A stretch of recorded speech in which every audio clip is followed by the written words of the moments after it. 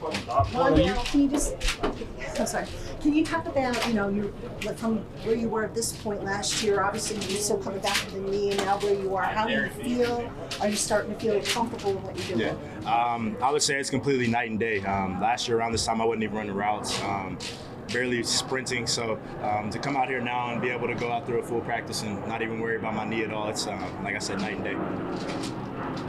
You talked a little bit at the end of last season just about how you were finally starting to feel like yourself. Yeah.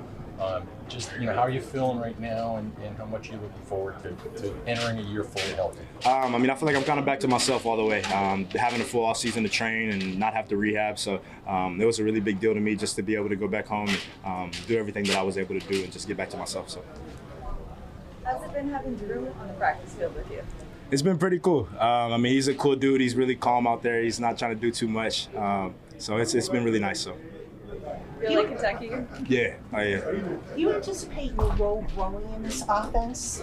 I'm just there to do whatever I'm supposed to do. So at the end of the day, whatever my role may be, just getting open, doing what I'm supposed to do, getting open on third down for Daniel, and just going out there to make plays.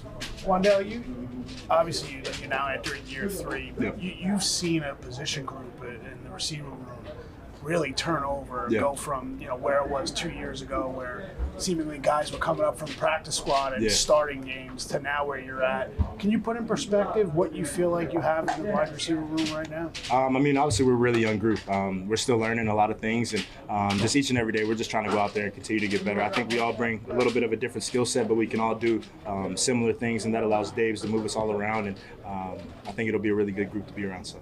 With that room being so young, Brian and Mike kind of called you a leader in that room. What's it like being 23 yourself and being kind of looked at as a leader? They kind of put that on me towards the end of last year, just kind of knowing I'd be one of the older guys now, and I've kind of tried to take it upon myself just to do whatever I can out there on the field, teaching the guys how we do things around here, and it's nice for them to know that I can do that thing too. So.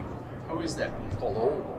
It's kind of crazy. They tell you that whenever you're a rookie, that like after 2 years you're one of the vets, and I didn't really believe it, but after being here for whenever we got back, you could really see that you're a vet now. So compared to last year, do you think this year you can be more explosive when you have your catches?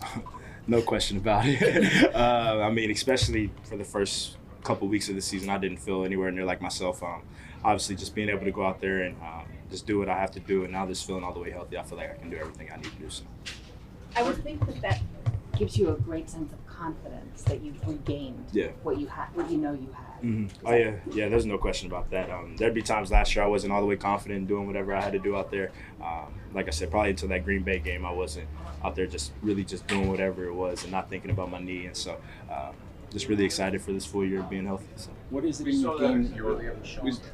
Say that one. What is it in your game you really haven't shown? I don't want to talk about that. We'll let the play do that.